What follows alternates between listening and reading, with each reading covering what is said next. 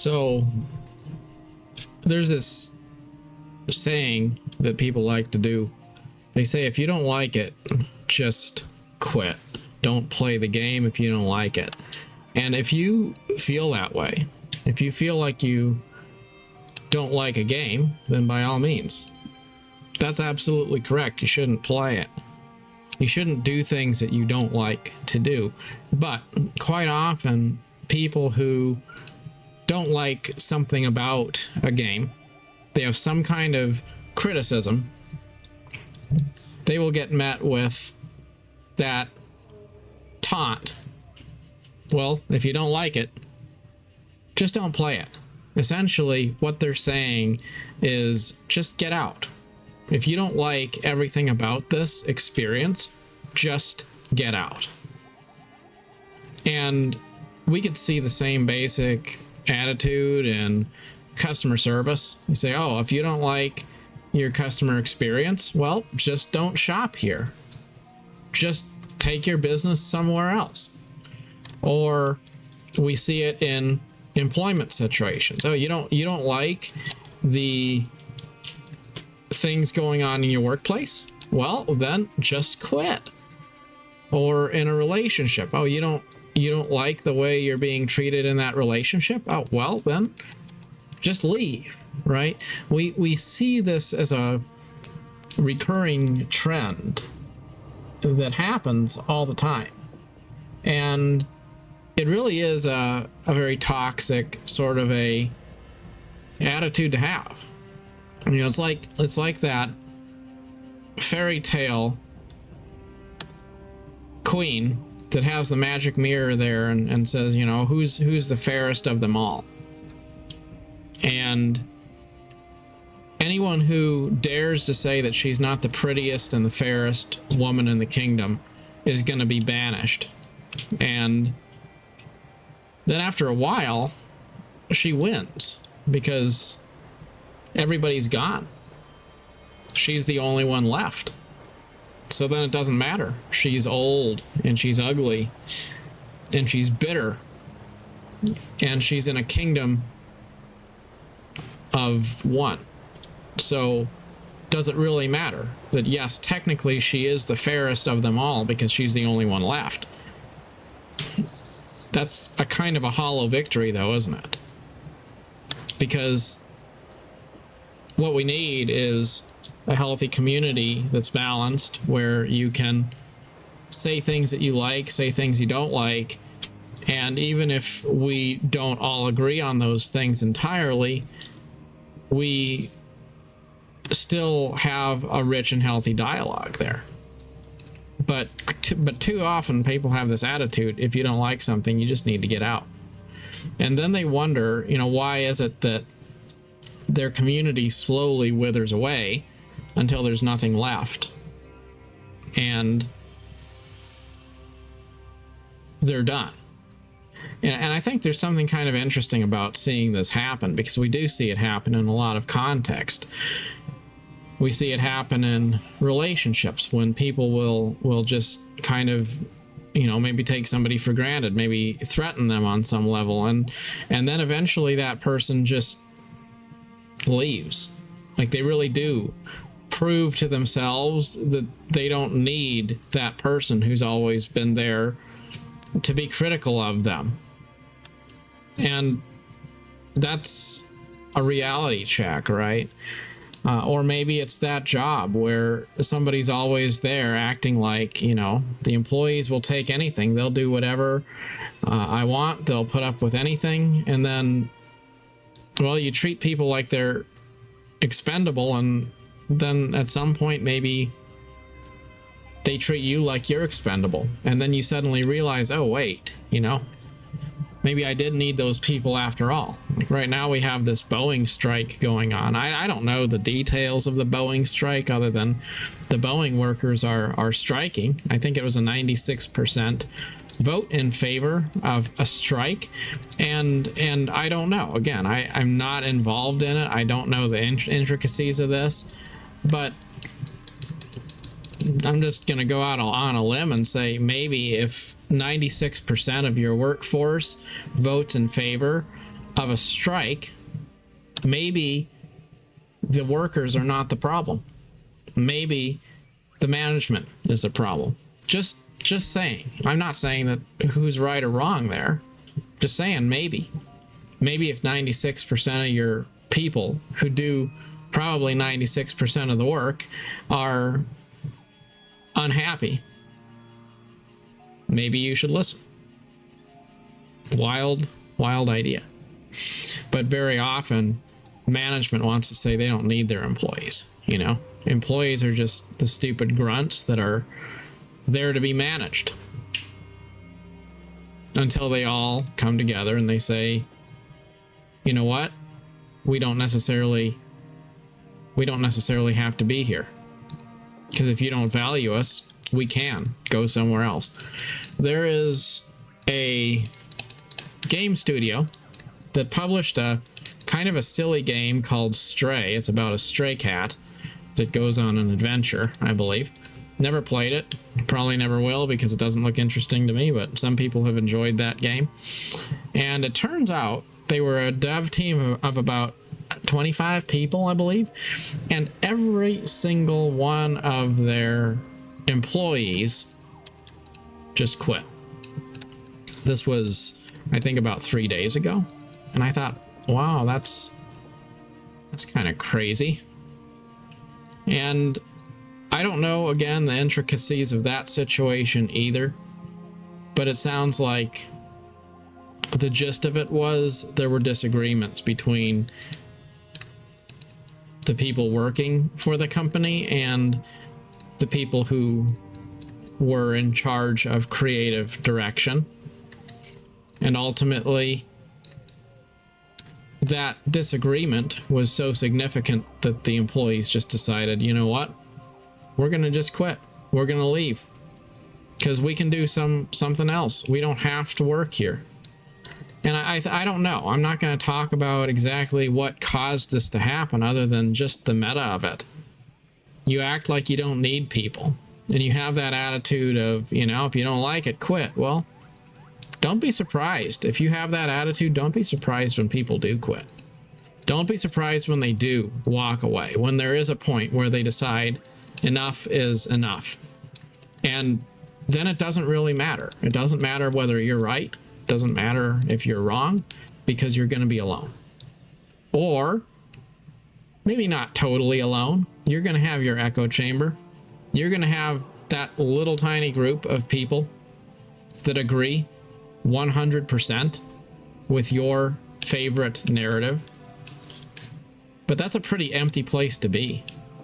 Just like that old witch standing behind the magic mirror in her empty kingdom, reassuring herself that she's the most beautiful one in the kingdom.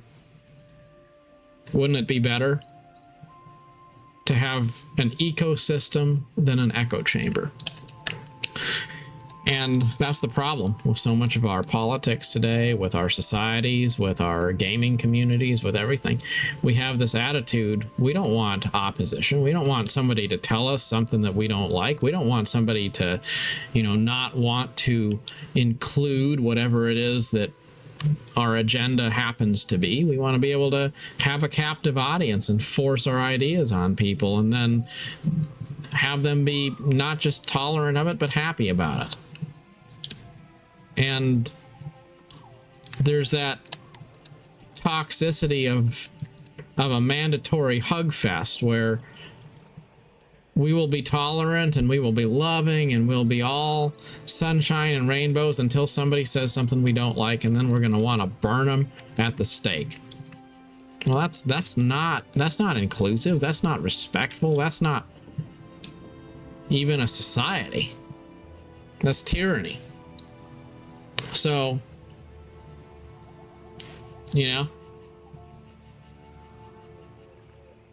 what does respect look like?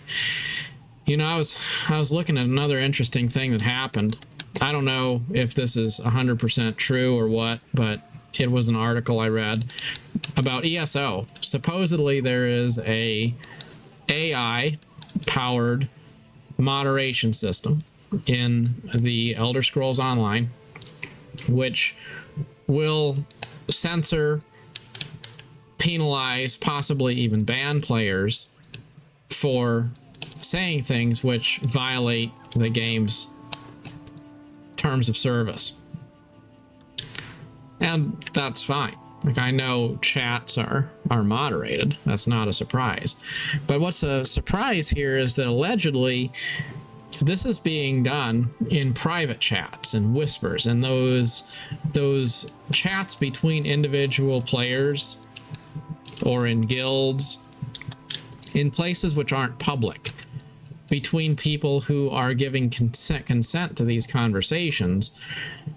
They're being quietly monitored by an AI, which will determine whether what's being talked about is acceptable or not.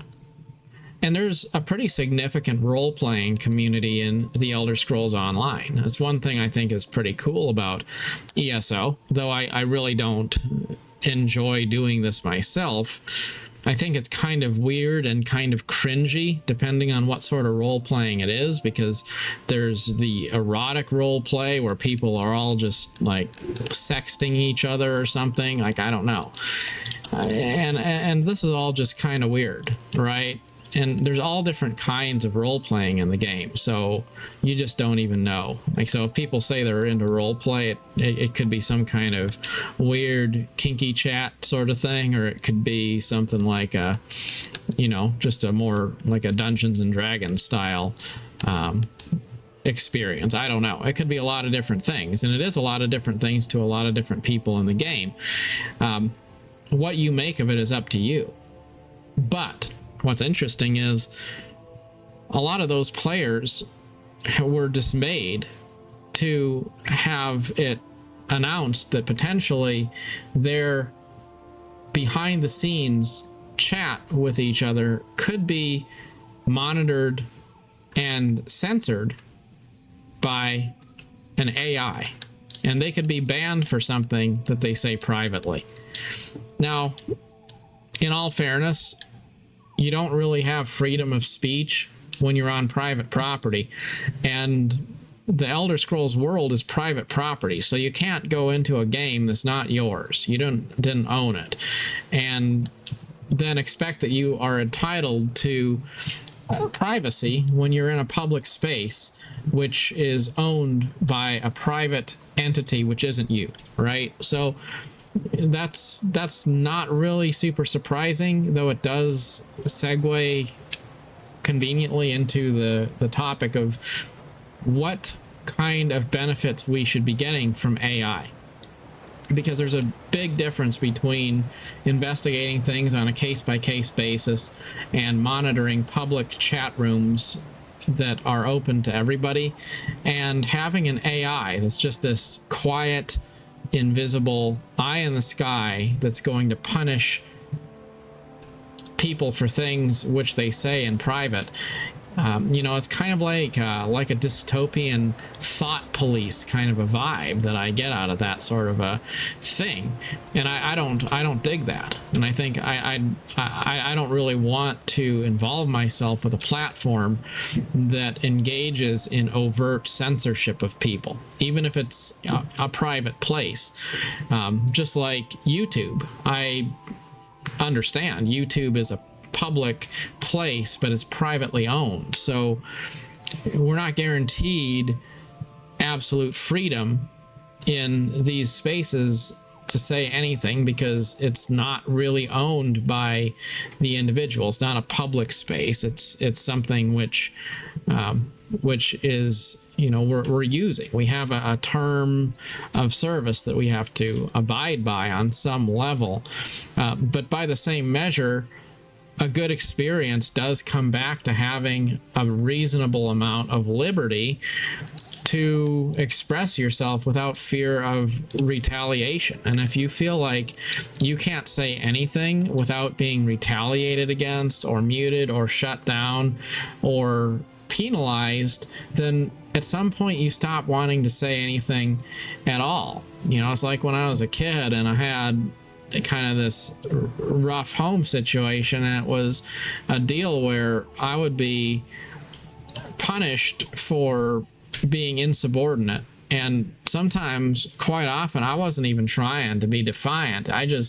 Maybe I wasn't good at my schoolwork, or wasn't good at playing a musical instrument, or whatever it was. And then instead of having someone work with me, I would just be punished. And sometimes when you get punished for things that you feel are beyond your control, there's a point where you just give up, and then you don't even try to really fight it anymore. It just is what it is, and you don't say anything. You just shut up and sit there, because you can't win the argument. And if the determination is that you shouldn't be heard, you shouldn't be listened to before you even open your mouth, well, what's the point of trying to make a case before a court whose mind is 100% already made up? So it's kind of like that. But I think it's interesting how you have people who are all about having this attitude: if you don't like something, you should probably just quit. You should just leave. If you aren't having a good time, you should just get out. Those same people, when it's kind of the shoe on the other foot, when instead of them being in a position to tell you that you aren't welcome, they're told that maybe they're going to be censored, or they're going to be shut down on something, then suddenly they start to be very interested and very concerned about having personal liberties and freedoms. So, isn't that kind of like a microcosm of so many different types of things in life? People will victimize others until they become subject to the same treatment, and then suddenly they want mercy. And that's hypocrisy. But there is a lot of hypocrisy in the courts of people who are obsessed with being inclusive, being good, being positive, being protectors of all things. They want to do good, and then they don't. And I think the worst things that we've ever done have been done by people who thought they were doing good. Like this boy who's gone out and tried once again to take a shot at Donald Trump. So, okay. So you went out, this guy, he's gone to Ukraine, he's fighting for Ukraine, he's fighting for what he thinks is good, he's all over the internet, he's all over the TV, he's talking about his campaign to make the world a better place. And, then next thing you know, he's out there hanging around the golf course to see if he can kill somebody. So, it's interesting though. The guy's probably trying to do good. Genuinely, he probably is. His heart's probably in the right place. But he's still a guy that's basically a murderer. He's trying to kill political figures. So does it really matter that he thinks he's doing the right thing? It doesn't really matter. If you think that you're some sort of a social justice champion, doesn't matter if you think that the greater good outweighs whatever bad thing you're doing in the moment. It doesn't matter if you think shutting other people down because you're right and they're wrong is the way to go. If you're hypocritical and you are looking for ways to create an echo chamber in which you're the only voice in the room, and you want everybody who doesn't agree with you to just be taken out of the picture, and then you start looking for ways to broadly censor any narrative that doesn't align with your own. It doesn't really matter whether you're on the right or you're on the left, whether we're talking about a toxic relationship or we're talking about a toxic workplace, we're talking about a game studio, we're talking about just the way we treat people in general in our daily lives. It all goes full circle, and it comes down to the fact that if you want to do good, you can't be trying to play God in the lives of other people. And if you want to have a dialogue that is constructive, you have to be open to a diversity of opinion, including opinions which you do not agree with and you do not necessarily appreciate. So cheers to, I guess, inclusion. Inclusion, though, not of a narrative that you think is the correct narrative, but rather inclusion of a healthy balance. Now, I'll tell you, I think moderation is important. Moderation in a chat room, moderation in a political debate, moderation in the balance of any relationship. It's important. We need to have governance. We need to have some sort of a rule of law. You can't just have absolute anarchy and chaos everywhere. But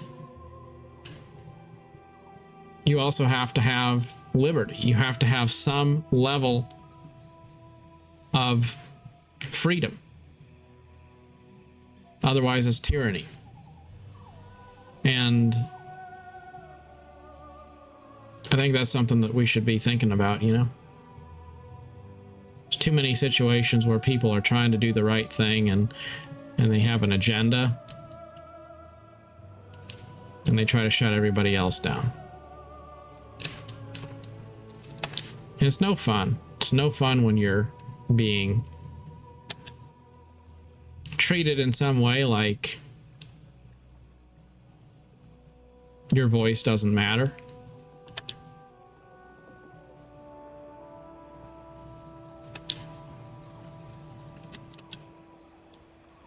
Pretty crazy, though.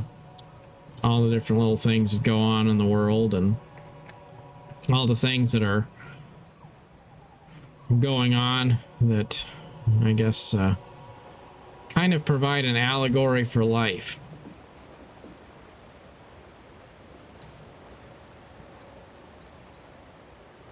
I guess that's about all I had to say on this.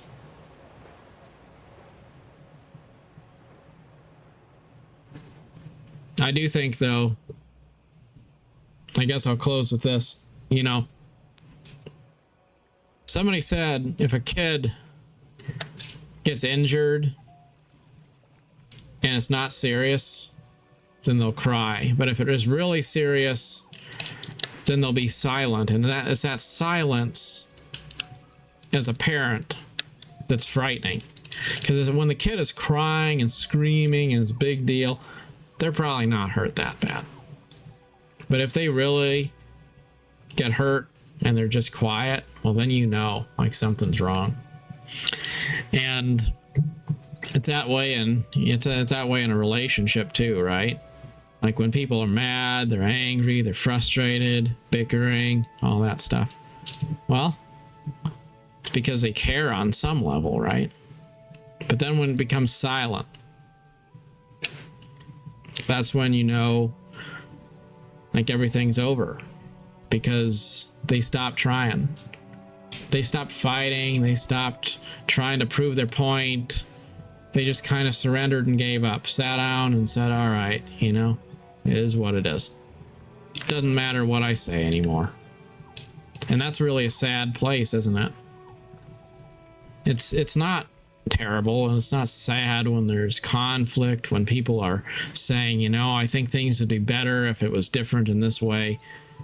What's sad is when you get to the end of the road and you just don't care anymore.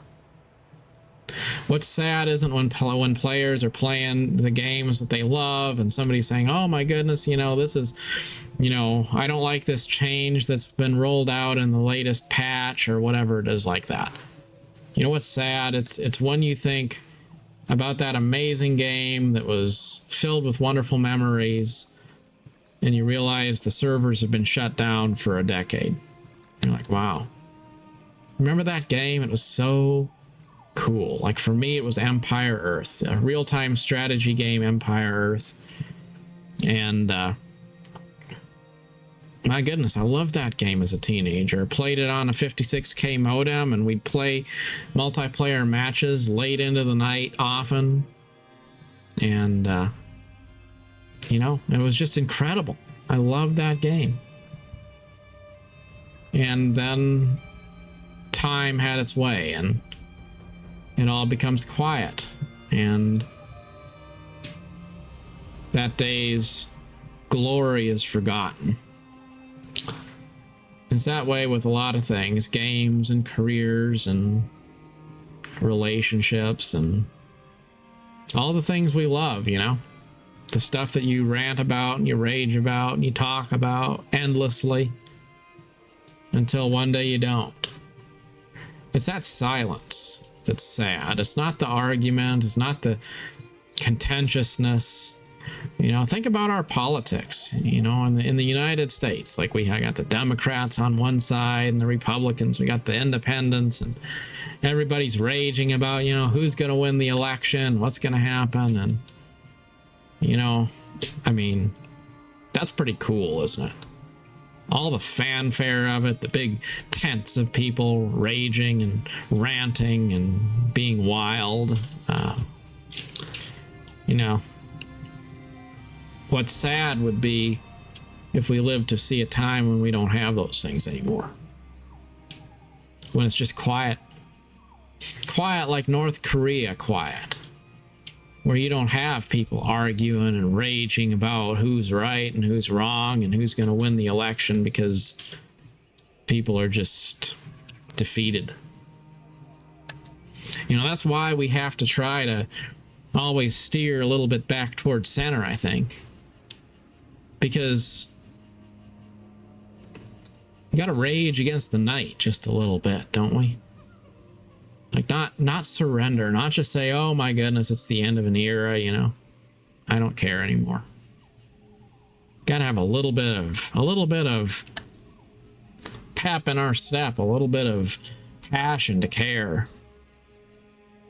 And I think a lot of the stuff I think about and the things that I like to get involved with, to follow and stuff, it's not because I necessarily am so extremely passionate about all those things. It's because they're interesting, and it's interesting stuff to talk about, you know? Like, what do you even have if nothing interests you enough to have an opinion about it?